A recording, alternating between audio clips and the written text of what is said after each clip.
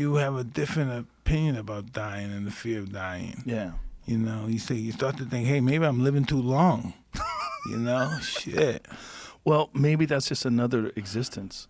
That's what made me think. Like maybe this is always there, and maybe this life that we have, this temporary life that we're clinging on to, that's so important to us. Why is it even the guy why nobody wants to really stick on to the fact that after we die it's over? Why nobody want to hold on to that? Yeah. Than saying, well, there's something more.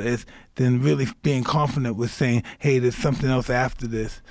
Is that from scaring us from dying early or what? You know, why do people stick with that? Is that to soften our ride to the eternal life of darkness or what? It might be. I mean, we don't know until we die, right? Yeah.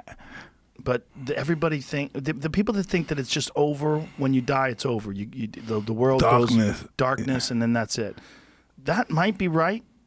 Or it might be that you go to that place where you go when you smoke DMT. It might be that. That might be real. You don't remember when you were born, do you? You're not going to remember when you died. I think when we're born again, if we're born again, we're not going to remember the life we had. We're not going to remember this shit. Oh, I've always said everybody's scared to die, but no one's scared to sleep. You know, sleep. It's weird. Some people are. Yeah? Some people are afraid to sleep. You know, they get their moments where sometimes you think, wait, I might not wake up this morning. Because you hear and you know people that just go to sleep, having a nice time with you, didn't do any drugs, and they just don't wake up. That's true, too. But the thing about sleep is you're pretty confident you're going to come back, so you're willing to shut off. It's okay.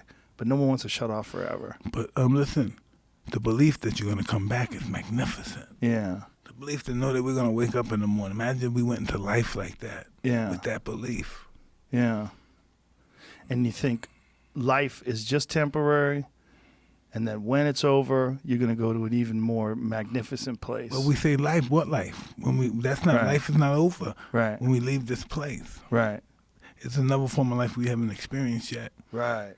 Even if it's the black life where it's just all darkness, it's a part of life that we have to embrace in some kind of form or fashion. Well, that's the weird thing about the toad, right? Is that there's no visions. But the feeling's so intense you see, right? Yeah. The feeling's so intense. You even makeup or whatever, you see it from. That's why feeling is so important. We just don't even understand the feelings, the eye. We just don't understand. They even lie to us. Right. Our eyes lie to us.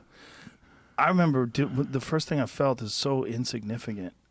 Like you're just a part of everything. You're part of the whole universe. And instead of looking at yourself as a center of the universe, when I did it, it just made me realize, like, no, you're part of this infinite thing, and you're such a small part. Everyone is such a small part. The universe itself is what's big, and you're just a piece of it. We're all just feeding each other. Yeah. We're all just feeding each other. Our blood is just running through each other's feet, through the whole, the dirt, the mud, everything, the water, the ocean, the air. We're just all feeding each other. Yeah. The bugs. There's more, there's more stars in the space than there are grains of sand in the desert. Can you imagine that? It's ridiculous. What do you think about aliens, Mike? I think we're aliens. You think so? I think we're descendants of aliens. Yeah? Yeah, that's the only thing I could come with. If you can't explain, if you can only tell me about Adam and Eve, I'm going to go with the aliens. If that's what you hit me with, Adam and Eve, I'm going to go with these alien guys.